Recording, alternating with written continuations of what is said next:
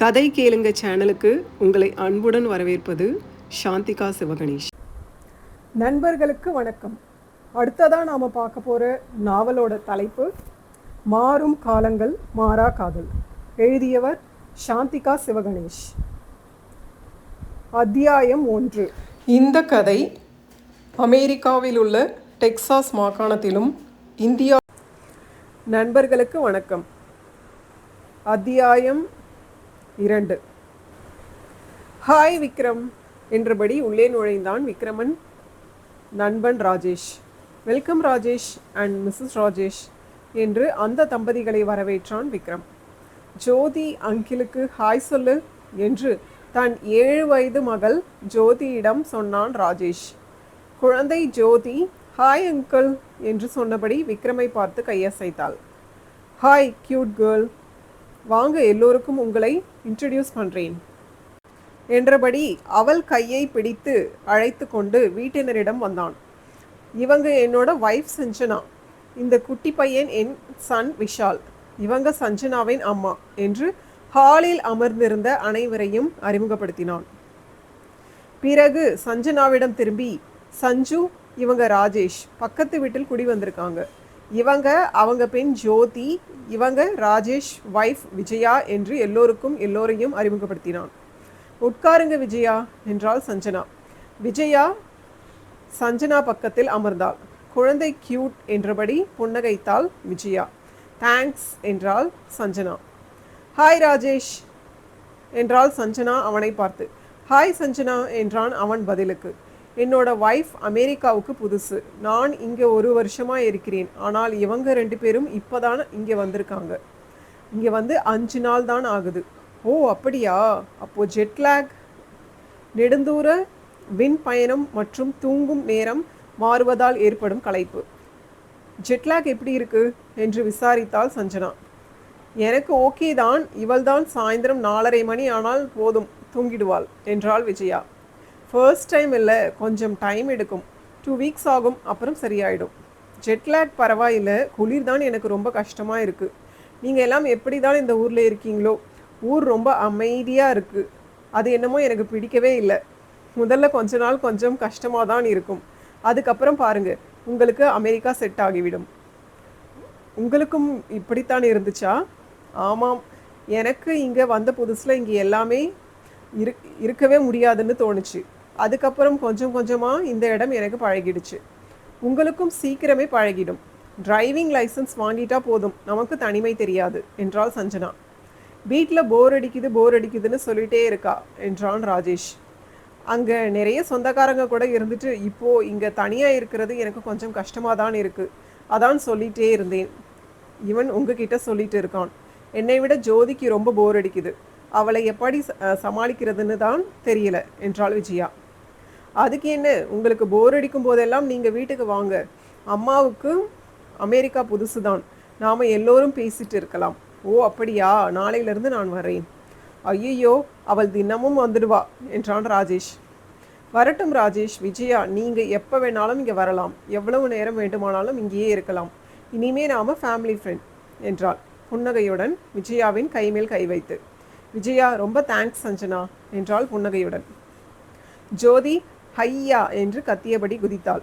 அவளது சத்தம் கேட்டு வெளியில் வந்தாள் சாதனா. அவளை பார்த்ததும் ஜோதி, இந்த ஆண்டி யாரு என்று சஞ்சனாவிடம் கேட்டாள். இவங்க என்னோட அக்கா, இங்கே ஒரு ஐடி கம்பெனியில் ஒர்க் பண்ணுறாங்க என்று அறிமுகப்படுத்தினாள் சஞ்சனா. ஓ சூப்பர், உங்கள் அக்காவும் இங்கே வேலை செய்கிறார்களா? பரவாயில்லை, நாடு விட்டு நாடு வந்தாலும் உங்கள் அக்கா உங்கள் கூடவே இருக்காங்க, நீங்கள் ரொம்ப லக்கி என்றாள் விஜயா.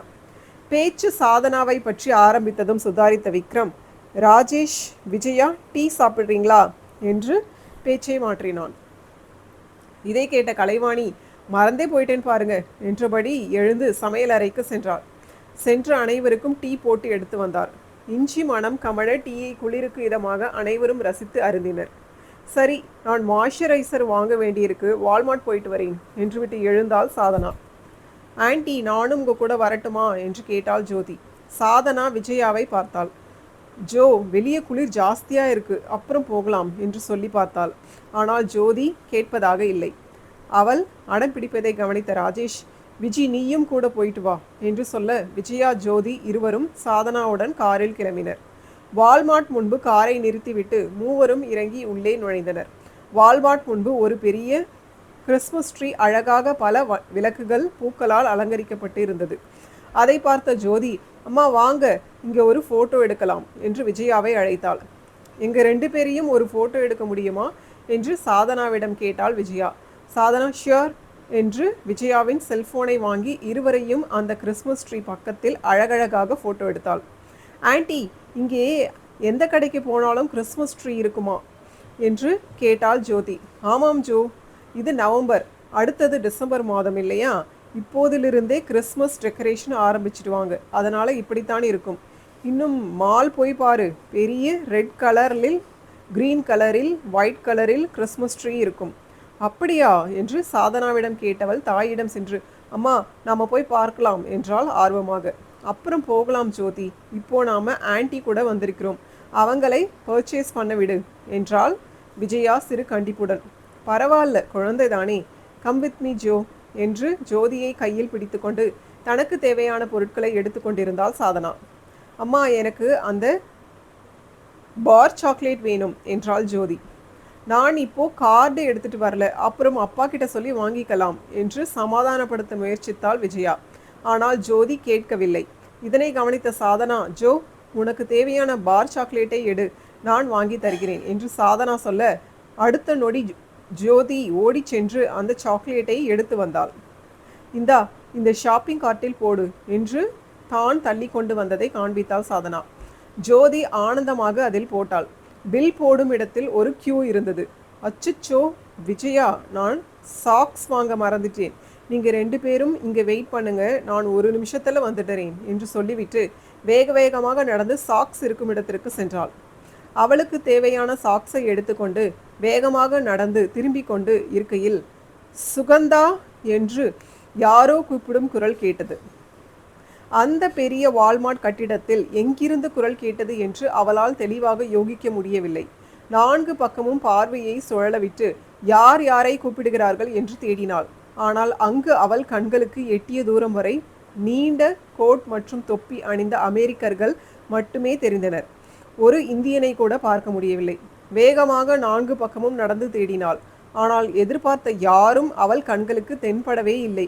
அதற்கு பிறகு அந்த குரலும் கேட்கவில்லை. விஜயா மற்றும் ஜோதியை பில் போட பணம் இல்லாமல் நிறுத்தி வைத்துவிட்டு வந்தது ஞாபகம் வர வேறு வழியின்றி மேலே தேட முடியாமல் அவர்களிடம் வந்தாள். அவள் வரவும் அவர்கள் பில் கவுண்டர் அடையவும் சரியாக இருக்க சாதனா தன் பேண்ட் பாக்கெட்டில் இருந்த பர்ஸை எடுத்து அதில் இருந்த அவளது கிரெடிட் கார்டு மூலம் பணத்தை செலுத்திவிட்டு பொருட்களை வாங்கி கொண்டு காருக்கு வந்தாள். காரின் ஓட்டுநர் இருக்கையில் அமர்ந்த பிறகும் இன்னொரு தடவை உள்ளே சென்று தேடிவிட்டு வரலாமா என்று யோசித்தாள்.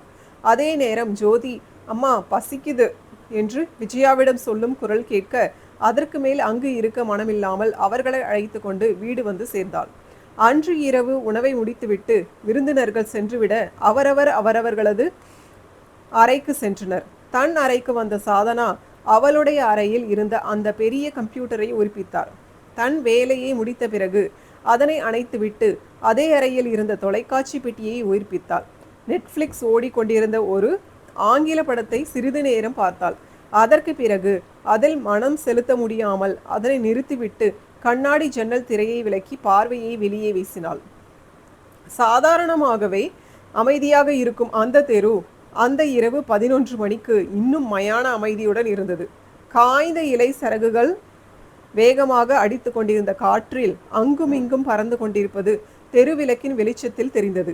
அவளது மனமும் அந்த காய்ந்த இலைகளைப் போலவே அலைப்பாய்ந்து கொண்டிருந்தது.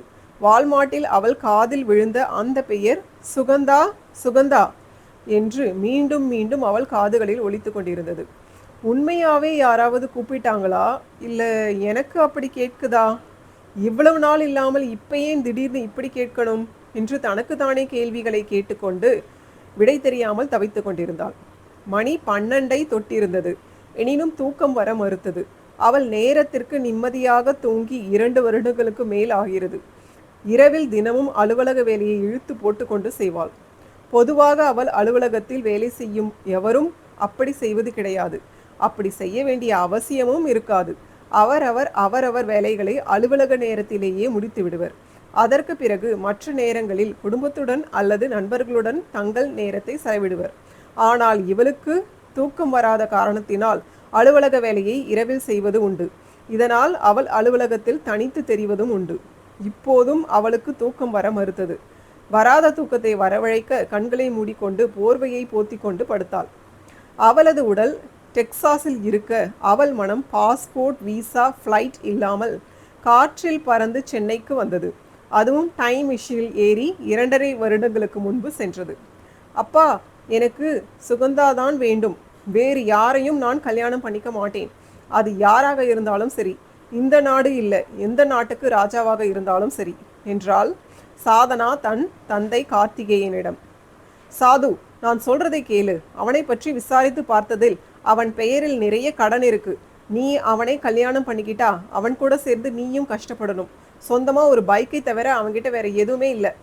அவங்க அப்பா ஏதோ சின்ன கவர்மெண்ட் வேலையில் இருந்து ரிட்டையர்ட் ஆகியிருக்கார். எந்த சேமிப்பும் இல்லை. அம்மா ஹவுஸ் ஒய்ஃப்.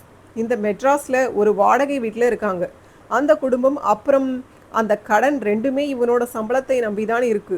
அவனோட தங்கியை ஏதோ பெரிய இடத்துல கொடுத்துட்டு அந்த கல்யாணத்துக்கு நிறைய செலவு பண்ணிட்டு அதனால் வந்த கடனை கொஞ்சம் கொஞ்சமாக அடைத்து கொண்டு இருக்கான். அவன் உனக்கு செட் ஆக மாட்டான். நாம் பெரிய கோடீஸ்வரர்கள் இல்லை என்றாலும் சொந்தமாக ஒரு வீடு, பேங்க்கில் உங்கள் 2 பேர் கல்யாணத்துக்கும் தேவையான நகை, பணம் எல்லாமே சேமிப்பாக இருக்குது. உங்கள் 2 பேருக்கும் தனித்தனியாக கார் வாங்கி கொடுத்து இருக்கிறேன். அப்பா, நீங்கள் சொல்கிற எல்லாமே எனக்கு நல்லாவே தெரியும். இதையெல்லாம் என்கிட்ட சுகந்தன் சொல்லிட்டான். எல்லாத்தையும் தெரிஞ்சுதான் நான் அவனை கல்யாணம் பண்ணிக்க ஆசைப்படுறேன். நீங்கள் சொல்கிற மாதிரி கொஞ்சம் காலம் நாங்கள் கஷ்டப்படுவோம். அதுக்கப்புறம் கடன் எல்லாத்தையும் அடைச்சிட்டு நாங்கள் உங்கள் கண்ணு முன்னாடி சந்தோஷமாக வாழ்வோம் என்றாள் உறுதியாக. சாது, நான் சொல்கிறது ஏன் உனக்கு புரிய மாட்டேங்குது? என்னோட 2 பொண்ணுங்களுக்கும் அமெரிக்காவில் மாப்பிள்ளை ஒரே நேரத்தில் அமைந்திருக்கிறது என்னோட பாக்கியமாக நான் நினைக்கிறேன். உங்கள் 2 பேரோட அதிர்ஷ்டம்தான் உங்களுக்கு இந்த மாதிரி இடம் கிடைச்சிருக்கு. ஆனால் நீ இந்த அதிர்ஷ்டத்தை பயன்படுத்தி கொள்ள மாட்டேங்கிற. அப்பா, சஞ்சனாவுக்கு நீங்கள் ஆசைப்பட்ட மாதிரி கல்யாணம் பண்ணி வைங்க. ஆனால் என்னை கொஞ்ச நாள் விட்டுடுங்க ப்ளீஸ். என்ன சொல்கிற சாது? அக்காவை விட்டுட்டு தங்கைக்கு எப்படி கல்யாணம் பண்ணுவாங்க? இதுக்கு உன் தங்கை ஒத்துக்க மாட்டா. அப்புறம் எப்படி இந்த கல்யாணம் நடக்கும்? அப்பா, நீங்கள் என்னை எப்படி கேட்டாலும் சரி, என்னால் அந்த அமெரிக்கா மாப்பிள்ளையை கல்யாணம் பண்ணிக்க முடியாது என்றால் திட்டவட்டமாக தந்தையை நேருக்கு நேராக பார்த்து. இவர்கள் இருவரையும் கவனித்து கொண்டிருந்த கலைவாணி, நீங்கள் நான் சொல்கிறதை கேளுங்க. இவள் நம்ம பேச்சை என்னைக்கு கேட்டு இருக்கா? அவள் இஷ்டத்துக்கு தான் இருப்பா. இவளை அவள் இஷ்டப்படி அவனுக்கு கல்யாணம் பண்ணி வைங்க. சஞ்சனாவுக்கு வந்திருக்கிற மாப்பிள்ளையை அவளுக்கு கல்யாணம் பண்ணி வைப்போம். என்ன கலைவாணி இப்படி பேசுகிற? என்னோட மாப்பிள்ளை என்னை விட ஒரு படி ஆவது மேலே இருக்கணும்னு ஆசைப்படுறேன். இது தப்பா?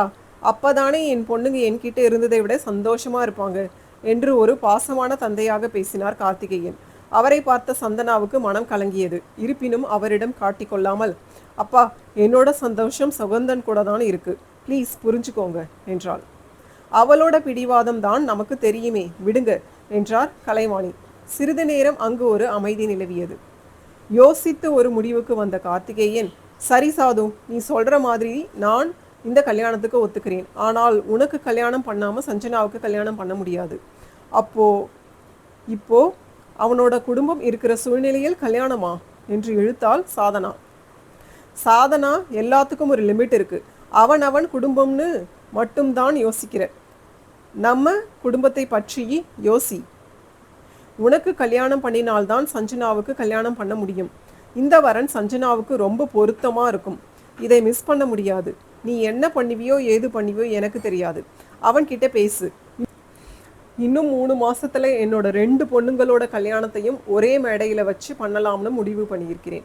அவ்வளவுதான் என்றார். சாது, அப்பா இந்த அளவுக்கு இறங்கி வந்ததே பெரிய விஷயம். நீ அவன்கிட்ட பேசி இப்பவே இந்த கல்யாணத்துக்கு ஒத்துக்க சொல்லு, அவ்வளவுதான் என்று விட்டு அவரும் முடித்துவிட்டு கணவனுடன் அந்த அறையை விட்டு சென்று விட்டார். என்ன சாது சொல்ற? எனக்கும் உனக்கும் 3 மாசத்துல கல்யாணமா? என் தங்கை கல்யாணத்துக்கு வாங்கின கடனை இன்னும் நான் அடைக்கல. அதுக்குள்ள அடுத்த கல்யாணமா? முதல்ல நான் இந்த கடனை அடைக்கணும். அதுக்கப்புறம் தான் நம்ம கல்யாணம். அதுக்கு ஒரு 2-3 வருஷமாவது ஆகும். எனக்காக நீ வெயிட் பண்ண மாட்டியா? நான் வெயிட் பண்ண ரெடியாக தான் இருக்கிறேன். ஆனால் என்னோட தங்கை வாழ்க்கை இதனால் பாதிக்கப்படுவதில் எனக்கு இஷ்டமில்லை. அதனால் ப்ளீஸ் சுகந்தா, நாம் இப்போது கல்யாணம் பண்ணிக்கிறதை தவிர வேறு வழி இல்லை. எனக்கு இப்போது 24 வயசு தான் ஆகுது. அதுக்குள்ளே நான் எப்படி வீட்டில் போய் கல்யாணத்தை பற்றி பேசுகிறது என்று அவளையே கேட்டான். நீ பேசிதான் ஆகணும், இல்லைன்னா நாம் 2 பேரும் எப்போவுமே கல்யாணம் பண்ணிக்க முடியாது. எவ்வளவோ காதலர்கள் லவ் பண்ணிட்டு கல்யாணம் பண்ணிக்க முடியாமல் பிரிந்து போயிடுறாங்க. அந்த மாதிரி நாம் பிரியாமல் கல்யாணம் பண்ணிக்கணும்னா இதுதான் நேரம், ப்ளீஸ் என்றால் கண் கலங்கியபடி. இவ்வளவு கஷ்டப்பட்டு அவனை திருமணம் செய்து கொண்டாள் அவள். ஆனால் அவனோ என்று நினைத்து வருந்திய மனதை கட்டுப்படுத்தி கொண்டு உறங்கி போனாள். லைக் பண்ணுங்கள், ஷேர் பண்ணுங்கள், கமெண்ட் பண்ணுங்கள். உங்களோட கமெண்ட்ஸ் தான் எனக்கு நல்ல மோட்டிவேஷனாக இருக்கும். மிக்க நன்றி நண்பர்களே.